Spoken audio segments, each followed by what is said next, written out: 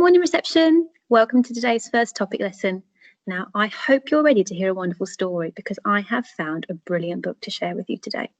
It's called The Koala Who Could. What an interesting title. I wonder what the story is going to be about. What do you think? Oh, some great ideas, reception. Shall we find out together? Okay. So, The Koala Who Could.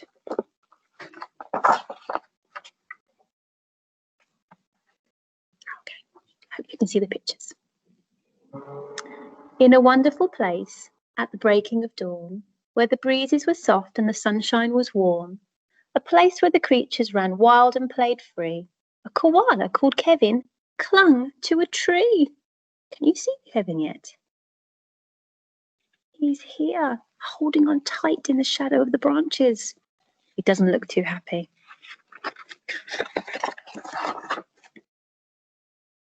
A nicer grey fellow you never would meet, as soft as a soft thing from ear tufts to feet. His favourite way to relax in the sun was to cling and to nap and to munch on a leaf bun. He was terribly good at all of these three things. Yes, Kevin was the king of staying still kings. So it doesn't sound like Kevin moves around a lot. It sounds like he stays on that tree branch all the time.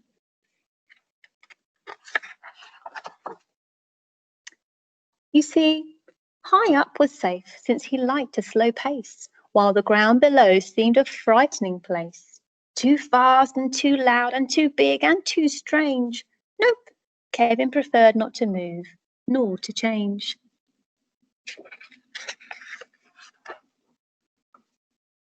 So he clung to his tree as he knew how to do, and was never too keen to try anything new. So when Wombat stopped by and shouted one day, "Hey, Kevin, why don't you come down here and play?" I think, he replied, I should stay on my plant. I'm busy right now. No, I'm sorry, I can't.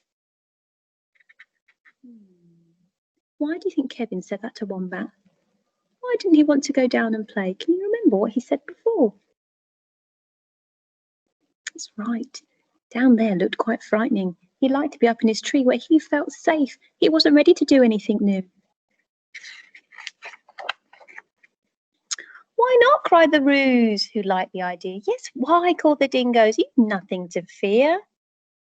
But Kevin, who wasn't the do things quick sort, said, "I've clinging to do, but thanks for the thought." Oh dear, he really isn't ready to try anything new. He's feeling very worried indeed. As Kevin sat watching them chatter and share, a part of him wished he could join in down there. But he knew he'd miss home in the dark and the late. The whole thing was risky. Adventure could wait. Whatever the invite, he'd always say no. Oh dear, it seemed Kevin just couldn't let go. What couldn't he let go of? That's right, he couldn't let go of the tree and be a bit brave and try something new down on the ground with the other animals. He was too frightened. And he does look frightened in that picture, doesn't he? So his life was the same, no matter the day. The weeks came and went, and the months rolled away. And Kevin stayed still while the world moved around, until he awoke to a worrying sound. But Kevin hasn't done anything different in all those weeks, all those months. Doesn't sound very exciting. Oh. Tap, tap, the sound went. Well, this was a blow. Tap, tappity tap, tap, tap, tap. Oh no! Do you know what animal this is, reception? It's a woodpecker, and he's pecking a hole in the tree trunk. I wonder what's going to happen next. What do you think? Oh, perhaps shall we find out? Uh-oh. Have a look at the picture. Can you see the woodpecker? Oh, he's tapping away at the branch. Uncling, the crowd called that had gathered below. leap and we'll catch you. Just let yourself go. But Kevin was scared. Let go. No, I shan't. I won't. Come on, Kevin. Oh dear, I just... Uh-oh. Where's Kevin off to? Can't! Woof. Down came the tree with a cracking and pinging. Crash and a wallop with Kevin still clinging. Kevin, he carefully opened one eye and looked up at the love staring down from the sky. Then one claw by one claw, he slowly unclung.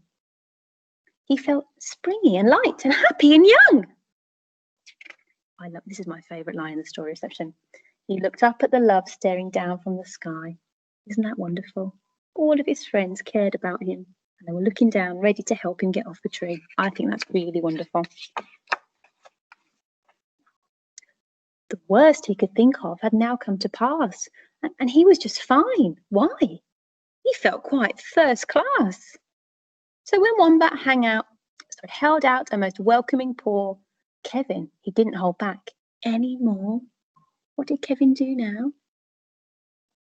That's right, he took his hand and he let go of the tree. I think he's about to try something new for the first time.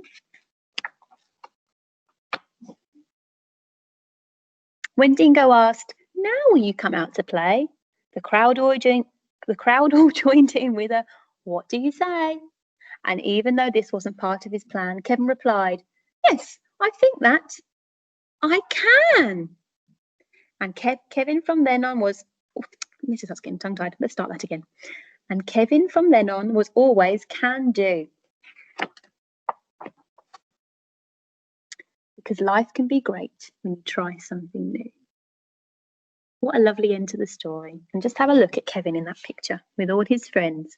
Doesn't he look so much happier? Now he's taken a bit of a risk. He's changed his plan and actually found out that things weren't so bad after all. And it can be good to try something a bit scary because good things can come. And now Kevin has lots of friends and he's trying new things every day. Wow, Reception was a lovely story. Now, I'm going to pause this video now and start a brand new one because I'd like you to come back and have a chat with me a little bit about what happened in the story.